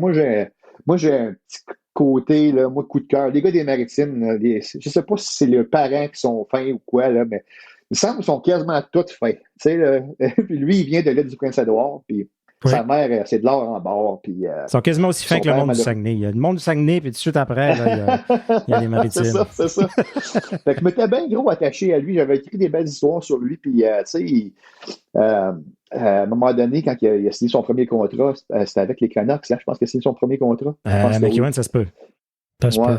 Il m'avait donné le scoop, puis il m'avait dit, parce qu'il y a bien des équipes qui couraient après. Les Sénateurs étaient après lui à l'époque. Ah oui, OK. Puis il est allé voir une game avec les Sénateurs. Puis je suivais ça avec beaucoup d'intérêt, puis je lui demandais quand est-ce que tu vas signer, Puis il disait, quand je vais signer, je vais te le dire, t'sais. Puis finalement, je me rappellerai toujours, j'étais à Sportec, justement, je regardais un tournoi de tennis. Et puis, je couvrais ça. Puis, il m'avait texté, puis il m'avait dit, ça va se produire aujourd'hui. Fait qu'il dit, regarde, moi, je peux pas te le dire parce que l'équipe va sortir le communiqué, mais si tu veux faire ton entrevue avant, que ce soit prêt. Au moins, ça va être fait. Puis, quand ça va sortir, tu vas pouvoir sortir un article. T'sais. Fait que j'avais trouvé ça pas mal sport de sa part. Puis, ça fait longtemps de ça. Puis, regarde, l'autre jour, j'ai eu un texto de Sylvain Saint-Laurent. Il dit, j'ai pas parlé depuis ce temps-là, depuis qu'il est parti. Il y a quel âge maintenant, Zach? 27, oui. Ouais. C'est ça. Donc, il est parti à 20 ans, puis hier, cette semaine, Sylvain Saint-Laurent m'a texté, puis il me disait, en passant, Zach McEwen t'a fait dire le bonjour. J'ai trouvé ça le fun. Ben oui. Puis ce qu'on nous a dit, c'est que, dans le fond, Claude Giroux était beaucoup celui derrière l'idée d'amener Zach McEwen à Ottawa. Oui, ils ont joué ensemble avec les Flyers. C'est ça. 2 anciens Olympiques. Oui. Fait que même encore aujourd'hui, ils se tiennent un l'autre. C'est ça. Fait que j'ai beaucoup aimé Zach pour ça. C'était un être authentique, bonne personne, le cœur à la bonne place. Il ramasse des fonds chaque été chez eux. Il est disponible pour les jeunes. Une belle personne. Puis je suis content qu'il est encore là présentement là, cette semaine. Pour un joueur pas repêché, là, c'est une belle carrière. Ouais. Tu as dit quelque chose tantôt à propos de Claude Giroux? Oui. Que c'était un joueur, quelqu'un qui voulait à tout prix gagner, qui était très soucieux des détails. Oui. On dirait que moi, quand je regarde les Sénateurs d'Ottawa présentement, je vois pas une équipe qui veut gagner et qui est soucieux des détails. Comment va Claude Giroux présentement, vous pensez? Es-tu bien là-dedans, lui? Hey, je ne sais pas parce que, comme je vous l'ai dit, je ne regarde pas beaucoup les matchs des Sénateurs. Je sais. Alors là, est-ce que tu trouves que Claude s'applique des détails présentement? 100%. Une petite histoire après. 100% Claude, je pense que oui. Puis, tu sais, tantôt, tu parlais d'être bon avec son bâton puis tout ça. Puis, écoute, je pense que c'est un des seuls joueurs. Tu tu sais, quand on dit des fois en série, les joueurs élèvent leur jeu d'un cran, puis c'est là que tu vas voir des gars plonger pour éviter une puck qui va sortir. Ils vont plonger pour couper un échappé. Claude Giroux, des fois, plonge, on s'attend pas en tout, pour aller couper une passe, pour aller empêcher la rondelle de sortir sur un power play, puis souvent, ça... Fait que tu vois qu'il est 100% appliqué, puis il continue de faire toutes les choses, mais nous, notre commentaire, c'est plus sur le reste de l'équipe, où ce qu'on trouve que... Ça doit le connaissant, là, si les détails ne sont pas appliqués, là, c'est sûr qu'il va péter une coche dans le vestiaire. Ça, il ne le fera pas publiquement, il ne le fera pas dans les médias non plus, mais il va en péter une coche dans le vestiaire. Lui. Puis, parce que je me rappelle une autre petite histoire, je l'ai conté celle-là une couple de fois, là, mais écoute, ça vaut la peine, je l'ai conté dans un livre là, à un moment donné, mais tu sais, des affaires qui m'ont marqué. Lui, il était coaché par Benoît Gros avec les Olympiques de Gatineau. Hein? Puis Benoît Gros, là, c'était vraiment une main de fer dans un gant de fer. Là. Hey, moi, là, j'en ai vu des joueurs pleurer à l'époque. Mais tu sais, c'était une autre époque. Là, une autre époque. Tu sais, dans le temps, là, ça marchait de même dans mon temps aussi. Là, les coachs étaient durs avec moi. Puis, en fait, c'est de même qu'on répondait. Moi, le coach qui était après moi, c'est sûr que je rebondissais. Là, aujourd'hui, il faut être plus tranquille, il faut être plus calme. Il faut les flatter dans le sens du poil. Puis tout. En tout cas, à l'époque, c'était ça. Puis Benoît Gros, il était difficile. Extrêmement difficile. Puis Claude avait pris la peine en 2008 d'aller le voir. Il avait 19 ans. Il avait perdu en première ronde à 18 ans. Il s'est fait surprendre par les Huskies de Rwanda de André Tourigny. Okay. Puis il avait dit à Benoît Gros, il dit « Benoît, c'est mes derniers playoffs dans le junior. Je veux qu'on gagne cette année. » Puis ils ont fini 4e, je pense, au classement général. Donc, il n'était pas favori. Il dit « Je veux qu'on gagne. » Il dit « Je veux que tu sois tough avec moi. OK. Je veux que si tu remarques n'importe quoi que je ne serais pas correct, je veux que tu me le dises. Puis je veux que tu me corriges. » Et il dit, tu m'as traité bien toute l'année, mais il y avait une saison phénoménale, il avait gagné la médaille d'or, quelqu'un de junior, tout. C'était un joueur hyper dominant. Avec les cheveux tendus. Benoît, il avait été super tranquille avec lui toute l'année, mais il dit, je veux pas que tu me lâches d'une semaine. Je veux que tu me dises. Tu vois de quoi? Je veux que tu me le dises. Je veux que tu me corriges. Puis il va dire de quoi, Benoît Gros, il dit, j'ai jamais eu un joueur dans ma carrière. Qui a demandé. Jamais. Non, mais il dit, lâche-moi un peu, Benoît. C'est ça. C'est ça, Claude Giroux. OK. C'est juste pour ça, je pense que j'aimerais ça écrire sa biographie un jour. Peut-être qu'il va parler plus. Peut-être qu'il parlerait plus. On a une bonne relation. Probablement. Moi, je pense. Quand la dernière fois que la grosse fois, l'année que 67 d'Ottawa sont allés en finale, la Coupe dans l'OHL, il était là, il était présent, il est venu faire un tour, il est venu me saluer de sa galerie de presse. Fait que, tu sais, j'aimerais ça faire ça. Moi, je suis un franco-ontarien. Ouais. Tu sais. C'est vrai. Je sais pas, hein? Le match serait bon. À un moment donné, il y a un de mes chums qui m'avait dit tu devrais faire le livre des 50 meilleurs franco-ontariens de la Ligue nationale. Puis j'ai déjà ton titre de Aurel Joliat à Claude Giroux. Ah, super. Mais c'est drôle parce que pour le fun cet été, on a fait l'exercice de ça serait quoi le meilleur line-up 100% franco-ontarien présentement dans la Ligue nationale de hockey? Oh, je pourrais aller te voir. Hein? On pourrait faire du travail ensemble. Non, c'était pas... non, ça n'a pas levé. Cette équipe-là n'aurait pas gagné aucune. Regarde. Tu me décourages. Mais en fait, c'était même pas présentement, c'était de l'histoire de ceux que j'avais réussi à trouver. Puis, Aurel, était-tu sur ta liste? Non, c'est ça. Hein, tu vois, il t'en manque quelques-uns. Là. Faut que tu fasses plus de recherches. Là. Ouais. Mais Claude Larose? Même pas. Hey, c'était avant mon temps, ça. Là. Oui, mais là, c'est ça. Moi, j'avais Derek Roy et Claude Giroux, le premier trio, puis après ça, il n'y avait plus grand-chose. Ah, OK. Non, il t'en manque plusieurs. C'est ça. C'est ça. Faut aller à Hearst, faut aller à Timmins, faut aller dans ces coins-là. Là. Puis, tu sais, pas pour te mettre sur le spot ou quoi que ce soit, mais on parle de Claude Giroux si ça le dérange présentement. Tu sais, il y a Brady dernièrement qui a fait une sortie, là, puis les fans parlent de DJ Smith, puis je me dis, la plupart des joueurs d'un sénateur présentement la plupart ont juste connu DJ Smith quasiment comme coach. Je pense qu'il n'y a plus personne qui reste du temps de Guy Boucher, puis tu as quelques vétérans, mais il n'y a pas beaucoup de vétérans. Puis je me dis, Claude, il y en a vu d'autres, il en a connu d'autres. Sa carrière achève. Il semble qu'il doit son contrat, il reste 1 an. Je le vois aller, un peu comme il a fait avec Benoît Gros dans le junior majeur en disant c'est ma dernière année puis je veux gagner. Je le vois aller.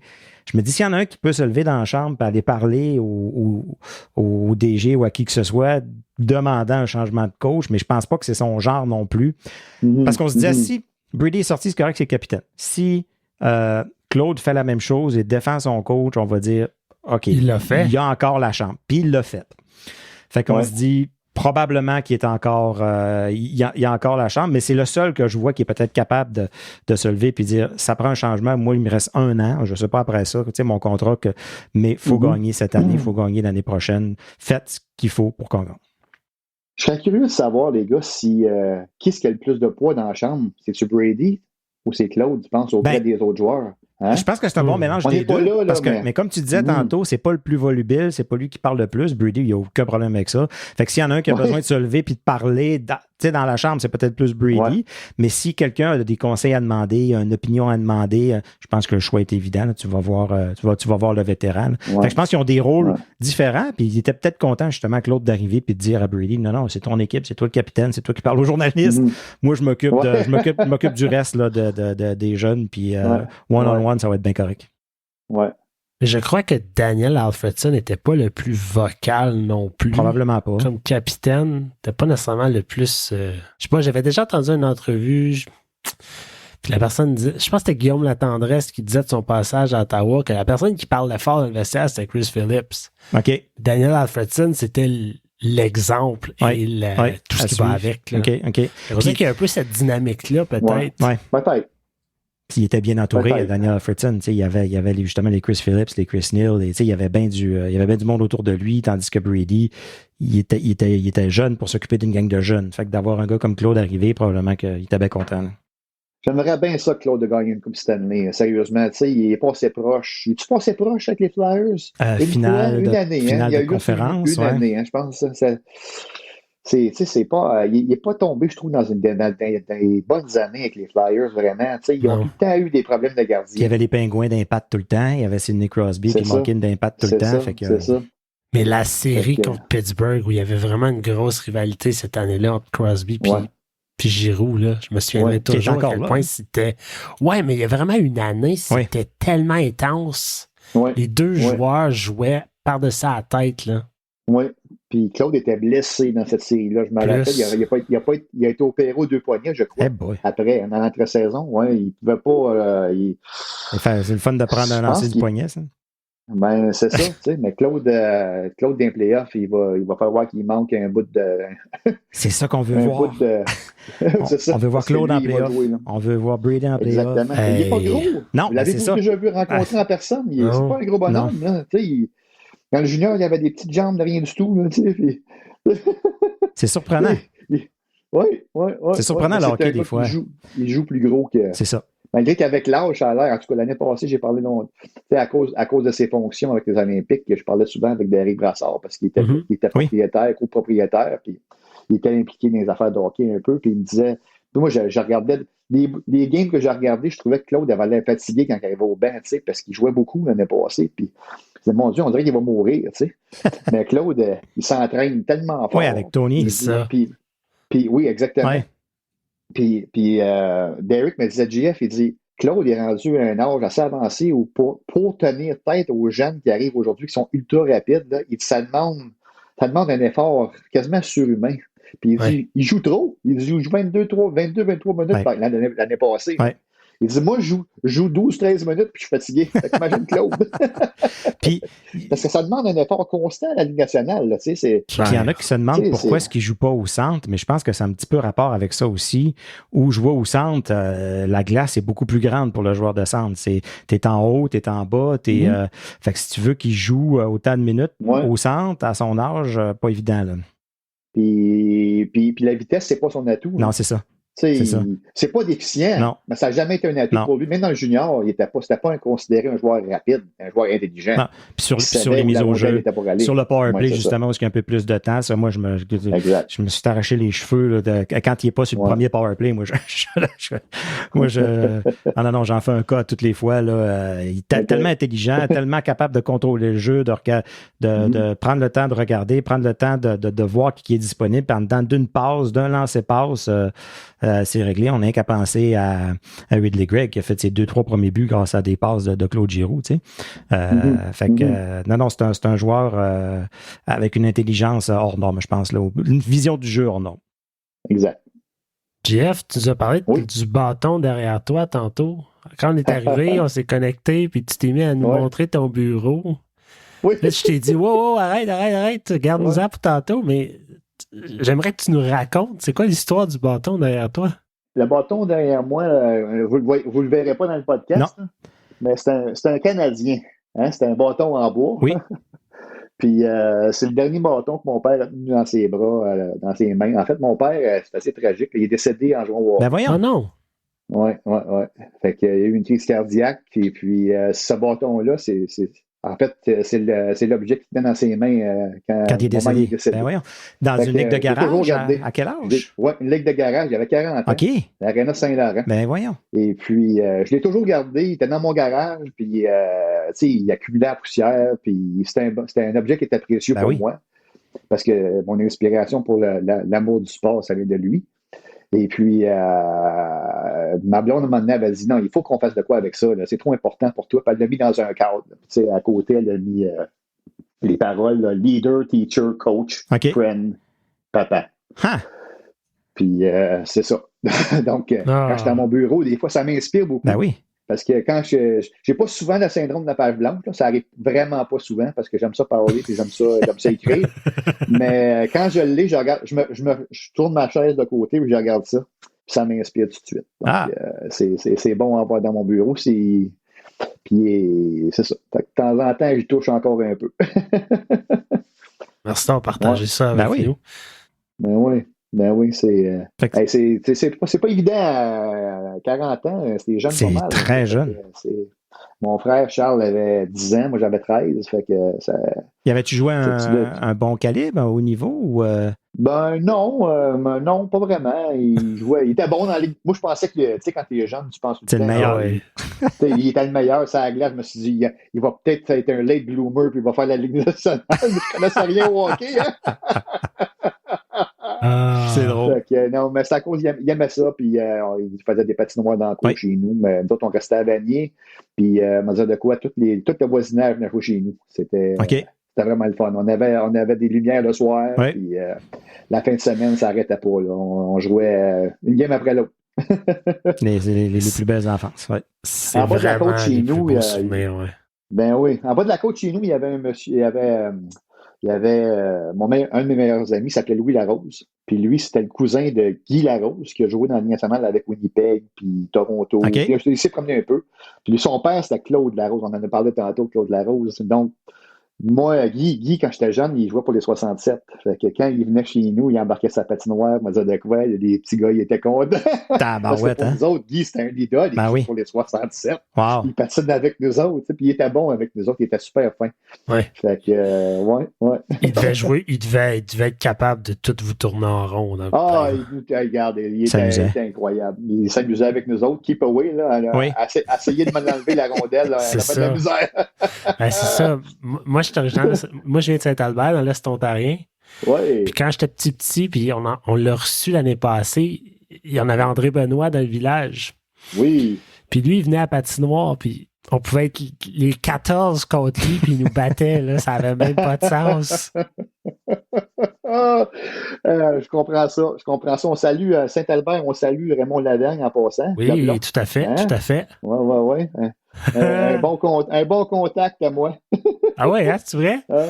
J'adore lui parler. C'est un passionné, là, lui. Oui, c'est propriétaire des Vikings de Castleman. Exactement. La dynastie du Junior B. C'est vrai que ça gagne en tabarnouche, hein? Ouais. Puis en voulant un autre, quand tu dis que tu sais, Claude Giroux va tout faire pour gagner, Raymond Ladagne, c'en est un autre, ça. Il n'oublie pas les détails. Tous les détails sont importants. Pas juste lui, ça gagne au complet. C'est bien mené. Moi, si j'étais un jeune joueur de hockey junior B, je jouerais là-bas. Parce que tu es assuré de jouer longtemps au printemps. C'est quoi la grosse rivalité? C'est pas Castleman contre... Brun, c'est ça, OK. Ben oui. Je sais, tu avais fait des articles là-dessus. Je me rappelle, tu avais fait des articles là-dess de la grosse rivalité l'année passée, pendant les playoffs. J'avais le goût d'y aller. Je lisais ça, je me suis dit, Colin, j'ai aucun... Je me rappelle, une autre anecdote là-dessus, Pascal, c'est que je me rappelle quand j'ai fait cet article-là sur la rivalité en Brun-Castleman, justement, parce que c'est la première fois qu'ils se rencontraient depuis je ne sais pas combien d'années. J'avais dit à mon boss, qui était Sylvain, j'ai dit, Sylvain, je vais faire un article sur les séries du Junior B. Il dit, ouais, il avait pas l'air super intéressé, tu sais. Puis quand j'ai dit, c'est une rivalité du hockey junior, deux villages, ça ne s'aime pas trop. Puis il a dit, OK, je te fais confiance. Et ça a été l'article le plus lu le lendemain sur notre site. Ben voyons. Junior B. Puis quand ça a été terminé, Sylvain m'a dit OK, tu n'as plus à me demander à justifier tes affaires. Si tu veux faire des affaires dans l'Est ontarien, vas-y. mais Castleman en brun, c'est pas juste au hockey, là, c'est historiquement dans tout. C'est vrai? Ah oui, c'est le Jonquière Chicoutimi du Saguenay. Là. Genre. Une gang, c'est des snobs, l'autre gang, c'est des bums, puis... L'époque de mes parents, là, Castleman en brun, c'était pas beau. Là. Ah, mais l'époque du Junior B, moi, je sais, mon père me parle de ça des fois, comment c'était populaire dans le temps. Le Palais des Sports à Jonquière, il rentre 3-4 000 à peu près. Puis il dit c'était plein. Puis c'était tu sais, Jonquière contre Alma, contre... ça fumait, puis ça affectait, puis ça se battait, puis ça a l'air, c'était... Aujourd'hui, Junior B, Junior... Tu sais, on a Junior 3A un peu avec Buckingham qui attire un peu de monde, mais ça a vraiment perdu son lustre. Puis j'avais l'impression que cette rivalité-là est en train un peu de recréer ce calibre de hockey-là, l'intérêt vers ce calibre de hockey-là. Absolument. Moi, mon grand fun des séries, quand j'ai le temps, là, c'est d'aller voir du hockey de série du Junior B parce que c'est des villages. Oui. Les villages se rallient autour de l'équipe de hockey. Moi, j'adore l'ambiance. Sérieusement, c'est fantastique. Puis, en plus, je connais bien du monde. Donc, je me sens comme chez nous. Je reste à Orléans, mais je me sens chez nous quand je m'arrive là-bas. Il y a beaucoup de francophones dans l'Est ontarien. C'est fantastique. Là, en tout cas, j'aime bien ça. Chaque année, c'est rendu une tradition pour moi. Je vais aller voir des games à Castleman ou à Embrun.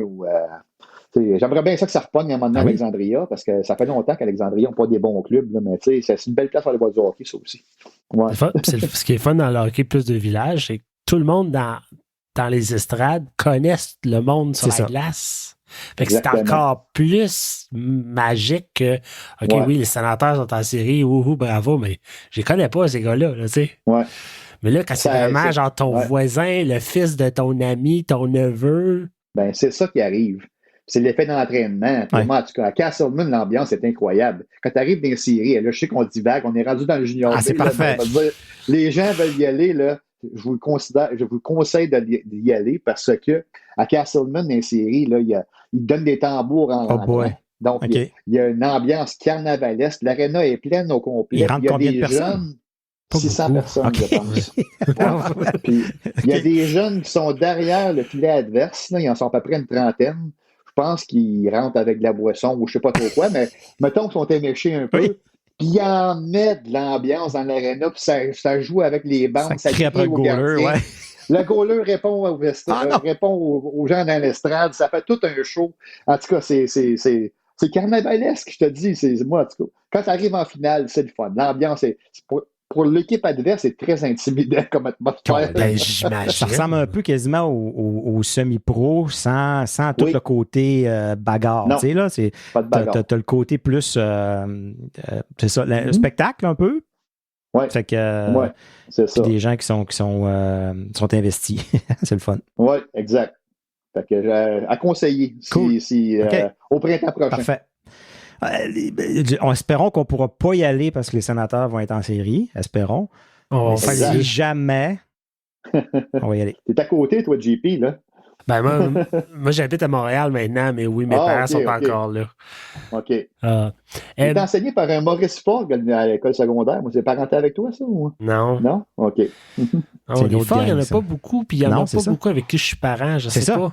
Chaque fois qu'on en voit un, on dit tu parenté avec toi, non? S'il y en a quelques-uns à Saint-Albert, mais à part ça, c'est pas une autre famille connue. Puis à chaque fois que quelqu'un me demande, tu parles avec tel? C'est ça? Non. Peut-être que tu connais juste pas ta famille, tu sais. Non, mais là, on est rendu dans les discussions familiales, mais mon père est enfant unique. Fait en partant, j'ai pas de mon oncle ni de ma tante. OK. Fait que j'ai des grands cousins, puis des grands-oncles, puis tu sais, ça se répand, mais tu sais, peut-être que c'est mon grand cousin de quelque part, ce monsieur-là, mais là, j'ai aucune idée. Tu as eu un premier Fogg à Montréal, fait que là, tu viens de t'implanter à Montréal, ça va pousser. Exact. Hey, JF, j'aimerais ça t'entendre. Oui. On achève, là, mais l'arrivée du hockey féminin à Ottawa. Oui.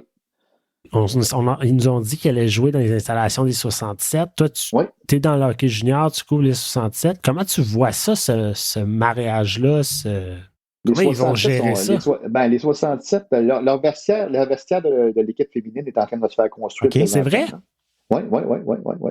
Ils sont tous en train de changer ça. Il y a de la place. Et puis les 67, en tout cas, l'OSEG, le Ottawa Sports and Entertainment Group, les autres sont bien contents de ça. Ils sont vraiment contents de ça. Ça fait un locataire de plus, dans le fond? Un locataire de plus. Puis les autres, l'OSEG, ils sont aussi, tu sais, tous les commerces qui sont autour, là, c'est des locations qui donnent. Là. Donc, ils ont besoin de dates pour meubler. Puis moi, je pense qu'on est rendu à l'époque, là. Le hockey féminin, ça pogne beaucoup à Ottawa. À chaque fois que l'équipe canadienne vient ici, c'est sold out au centre municipal, là, à Place TD. Et puis, moi, je pense que ça va marcher. Puis je pense que ça va bien coexister, cohabiter, c'est-à-dire cohabiter les deux, les 67 et le hockey féminin. C'est deux marchés différents. Je pense qu'on est rendu là aujourd'hui. Il y a un appétit pour le hockey féminin. Les filles jouent de plus en plus. Les filles ont des modèles maintenant, tu sais, des Marie-Philippe Poulin de ce monde et tout ça. Et puis, il y en a de plus en plus. Alors, je pense qu'on est rendu là dans la vie aujourd'hui. Puis, moi, j'ai confiance en ce produit-là parce que ça fait longtemps qu'ils travaillent là-dessus. Puis, ils ont trouvé le propriétaire unique, là. C'est un gars qui a les moyens. Exact. Puis, les moyens de ses ambitions. Il veut que ça fonctionne. Ça va être un leg pour lui. Je pense qu'éventuellement, il va pouvoir vendre les franchises puis faire de l'argent un peu comme dans la MLS. Probablement, oui. À un moment donné, au début, là, à MLS, il y avait 10 clubs, puis il y avait un propriétaire qui avait 6 des 10 clubs. Là. Il a fait de l'argent pas mal avec ça, mais lui, il a fallu qu'il ait une vision. Il a fallu qu'il investisse puis qu'il risque. Les gens ne croyaient pas en son projet. Le soccer en Amérique du Nord, ça ne pognera pas.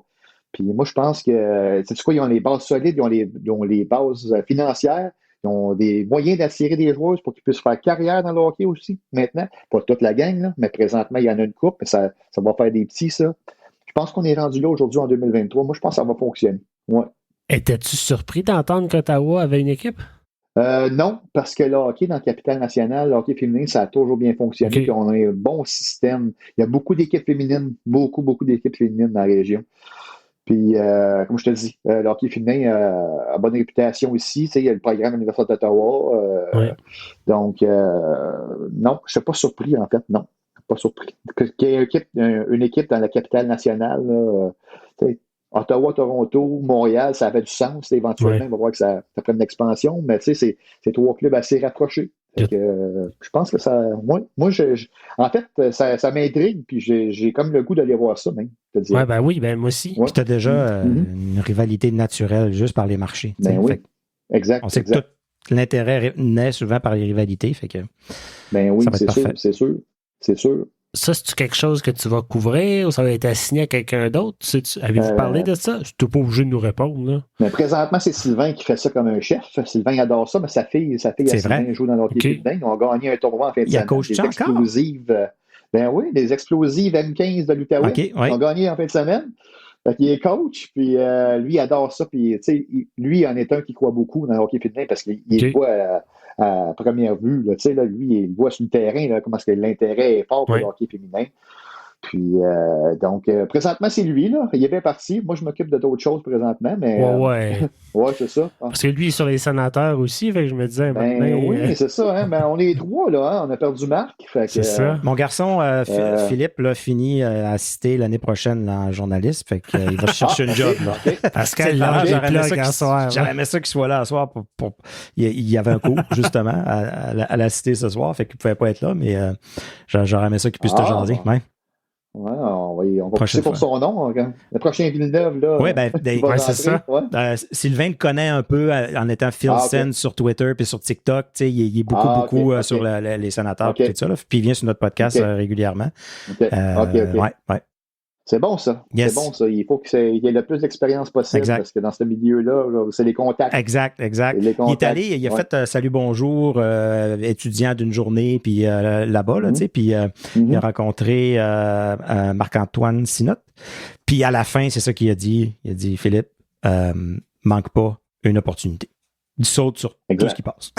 Toutes les opportunités. Vas-y, fais-le. J'ai fait les ateliers communautaires, tout ça. J'ai fait ça avec... c'est là que j'ai rencontré Pierre Dorion. Hein? Pierre Dorion s'occupait d'une équipe, je pense que c'était les Rangers de Gloucester, je pense.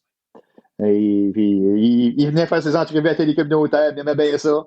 Puis, ça fait longtemps de ça, là, mais ça, tout ça, c'est fait bénévolement, là, mais c'est comme ça que tu te fais un nom. Exact. Ça. C'est ça. Jeff, en terminant, on a une petite tradition qu'on appelle les tirs de barrage. Oh boy! On te lance des questions, on te lance ça, puis tu réponds OK. Comme tu le files. Ça, c'est le genre de choses, des fois, je me dis, j'aurais dû dire ça, tu sais, dans c'est ça. c'est ça que j'aurais dû dire. C'est trop tard. Non, c'est ça, on veut la première idée. OK, fait que tu suis les 67, tu suis les Olympiques, en fait, tu couvres les deux. C'est pas des questions très, très réfléchies non plus, là. Ton préféré, est-ce que c'est Riley ou Holly? Holly, c'est vrai? Ouais, OK. Pourquoi? Ouais. Ben, parce qu'il y a plus d'entrain. C'est vrai? OK. C'est vrai, ouais? Il y a plus d'entrain, ouais, c'est ça. Il frappe plus souvent dans les bandes. Oui, c'est vrai. OK, si tu étais un athlète professionnel, quelle chanson t'aimerais qu'on joue quand tu scores un but? The Time of My Life. Ah, c'est bon ça. C'est bon. Ouais. Fait que c'est... Malgré que c'est pas trop rockstar. Là, mais... Ouais, mais écoute... J'aime toutes les chansons de Bob Bissonnette là, aussi. Oui. La machine à scorer, ça serait très, très bon. Là. Ça me viendrait me donner des frissons à chaque fois. Mais tu sais, gars, c'est quoi, c'est Alfie? C'est It's a Beautiful Day. C'est pas un gros beat non plus, là, mais...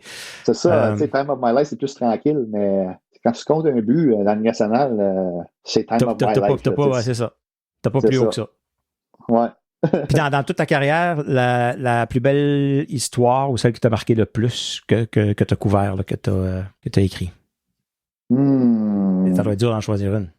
C'est là qu'il faut que ce soit la première qui vient en tête. Là. Ouais. La première qui vient en tête.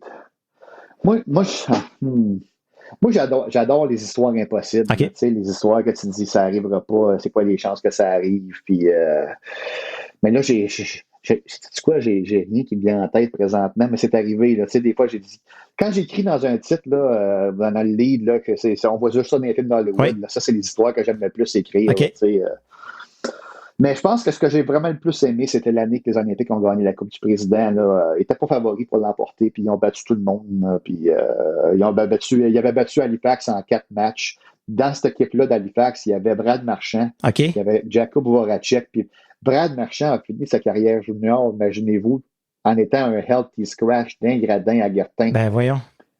Il était, je pense qu'il avait foutu la merde dans le vestiaire, puis il avait dit, toi, tu ne joueras pas à soir. Puis, tu sais, Brad Marchand a fini sa carrière junior dans les estrades à Gardin. Ah, c'est bon, ça, c'est une bonne histoire. C'était quand même pas pire. Puis la ride était bonne. Les Olympiques, ils n'étaient pas favoris pour l'emporter, puis ils ont eu un parcours de 16 victoires, 3 défaites dans ces séries-là. Ça ressemble au rempart de l'année passée, ça? Ça ressemble à ça, oui. C'est ça. Puis c'était quelque chose qu'on n'avait jamais vu. Oui, c'est ça. J'aime avoir des scoops. Moi, j'aime ça. J'adore être le premier à annoncer un échange. Ça me fait triper. Là. Quand quelqu'un m'appelle et dirait un tel va passer à un tel. Ah ouais, t'es sûr de ça? Puis on vérifie une deuxième source, puis là, ça marche. Là. Puis ça, tu peux juste avoir ça si t'es une bonne personne, t'es un bon journaliste, t'as des bonnes relations, tu sais. C'est du fouille, ouais. C'est ça. Puis... Si tu vas prendre une bière avec le bon monde. Exact. Tu peux pas être. Tu peux pas te mettre tous les joueurs à dos puis personne ne veut te parler. Tu seras plus capable de faire ta job. T'sais. Fait que je trouve que des fois, avoir les scoops, ça démontre à quel point. Ça démontre la qualité de la personne en même temps, je trouve. Oui, exact. Puis j'ai une autre petite histoire qui me vient en tête, juste comme ça. On a parlé de tennis tantôt. Oui. Moi, j'ai beaucoup aimé le tennis. Parce qu'on a vu Shapovalov ici, Félix Auger-Aliassime ici, on a vu Bianca Andreescu ici, puis Leila Fernandez. Puis Bianca Andreescu est arrivée à Gatineau, elle avait 15 ans, puis la première chose qu'elle m'a dit, elle dit, moi, je veux être la meilleure joueuse au monde. Puis dans ma tête, je me disais, mon Dieu, c'est comme pas mal ambitieux. Il n'y a jamais une fille canadienne qui a été numéro 1 au monde. C'est jamais arrivé, là, tu sais, puis... Mais elle avait du chien, c'était incroyable, puis elle avait l'air à croire en elle, puis je me suis dit, je vais le mettre dans le texte, là, parce que c'est ça qu'elle dit, mais quand elle a gagné le US Open, je me suis dit, la petite maudite, elle savait.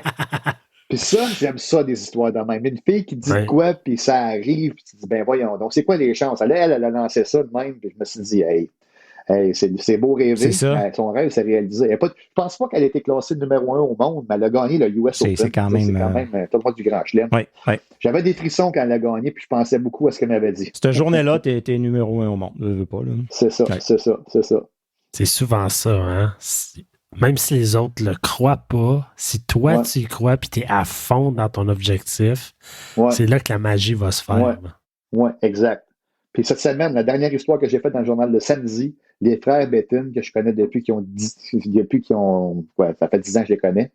qui ont joué un match ensemble dans la Ligue nationale alors que ça fait 10 ans qu'ils m'ont dit, nous autres, on aimerait ça jouer dans la même équipe un jour. Mais c'est pas arrivé dans la même équipe dans le junior, là, c'est arrivé dans la Ligue nationale, un match en concours, là, on dira.